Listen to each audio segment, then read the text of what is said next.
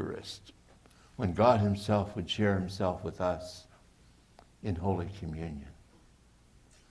You and I could never speak in terms of eating and drinking the flesh and blood of the Son of God had it not been for Mary, who channeled that human soul and that human body to him for us to eat and to drink.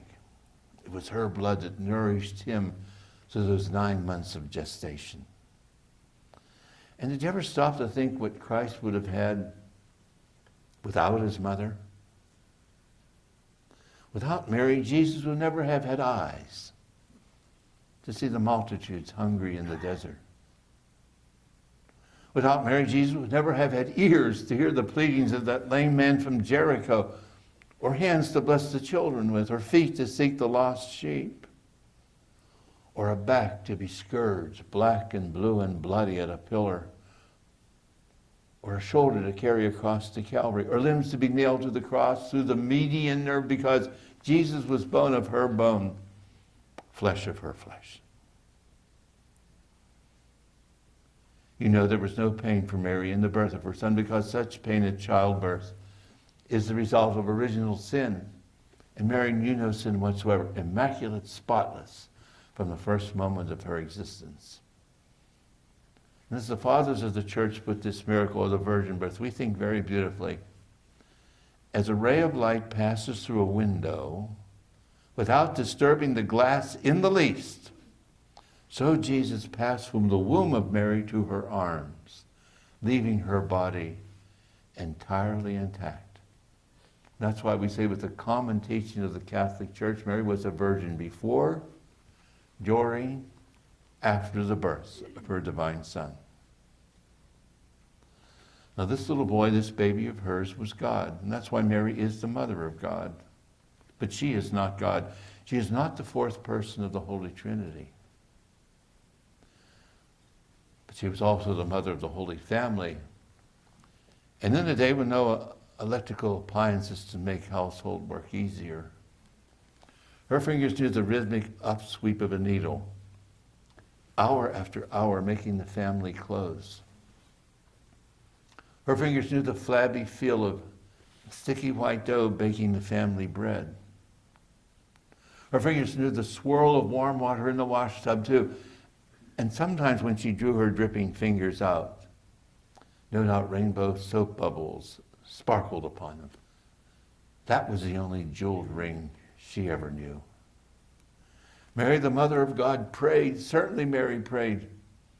But Mary, mother of the Holy Family, also cooked and cleaned and scrubbed and patched and changed diapers too, because when our God became man, he became man down to mankind's most delicate constituents, and he needed a precious mother to look after his little backside, and she was there for him. And she's your mother.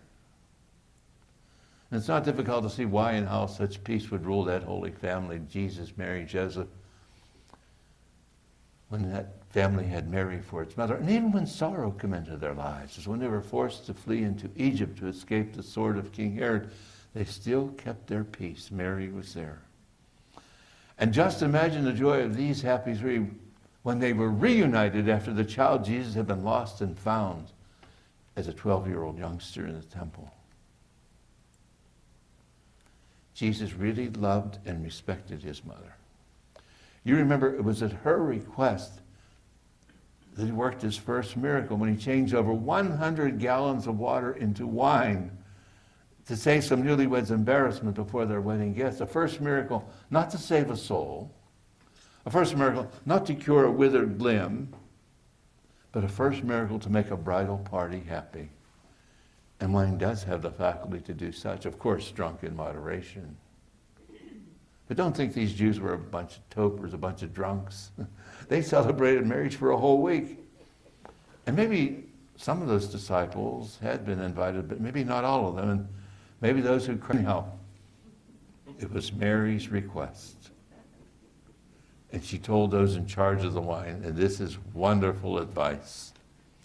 Do whatever he tells you. Did you know that's in the coat of arms of one of our priests, who's the present Cardinal Archbishop of Boston, Sean Patrick Cardinal O'Malley. I put it in Latin. in his coat of arms. Beautiful.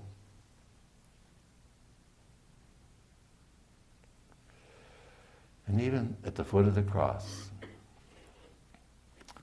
Mary was not forgotten by her divine Son. Through that exquisite pain of the crucifixion, he spoke to St. John, "Son, behold thy mother." In other words, take good care of her. And after his resurrection from the dead, we can feel sure that Jesus would visit his mother before anybody else, since it was Mary, his sorrowful mother, who stood so bravely beside him at the foot of the cross that Friday afternoon before helping him crush the head of Satan.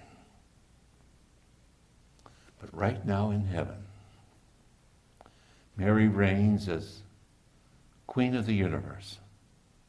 The one who had carried the Son of God within her own body for 9 whole months. The one who had nursed and clothed and cherished him so lovingly, so tenderly, could not be a body doomed to the corruption and the decay of the grave. Mary's body was too precious. She's now the Queen Mother, the Mother of the King, the Queen of Heaven. They always say the hand that rocks the cradle is the power that rules the world. If this is true of ordinary motherhood, how much more so is it true of divine motherhood? The cradle that Mary rocked had God in it. And it was the voice of Mary that lullabied the Son of God to sleep. And that voice of hers pleased Almighty God more than the 9 choirs of angels could ever. Right now in heaven, Mary stands like a brilliant white star above a slimy swamp. And that's why in any temptation, no matter what form that temptation may take in your life and mine, don't look to logic. You cannot reason with passions. Passions are essentially unreasonable. You and I look to the Mother of God with a little prayer like, "Mary, please help me." And she will too, because St. Bernard tells us that never was it known that anyone who fled to her protection, implored her help, sought her intercession, was left unaided. Because she's a human mother, she can sympathize with us.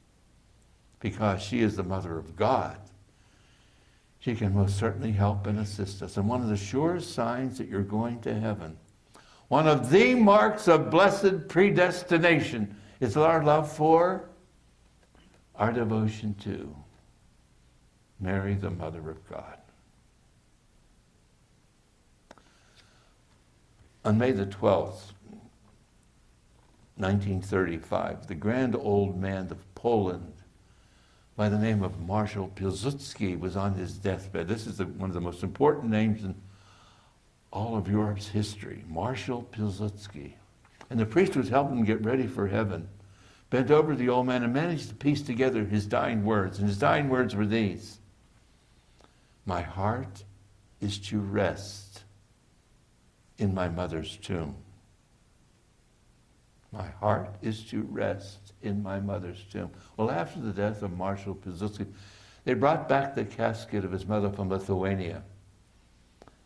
And in the Church of St. Teresa at Vilnius, at which over 100,000 people were present, they took a knife, they cut out his heart, put it in a small silver casket, and placed it at the feet of his mother in her coffin, so that together, mother and son might be together for keeps until the resurrection on the last day.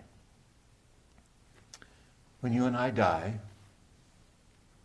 and we're all going to die, we too want to be with our Mother Mary.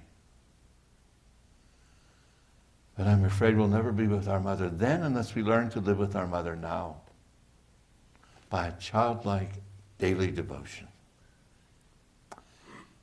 And I think it really includes 2 things: to learn to pray the Angelus, that most beautiful prayer.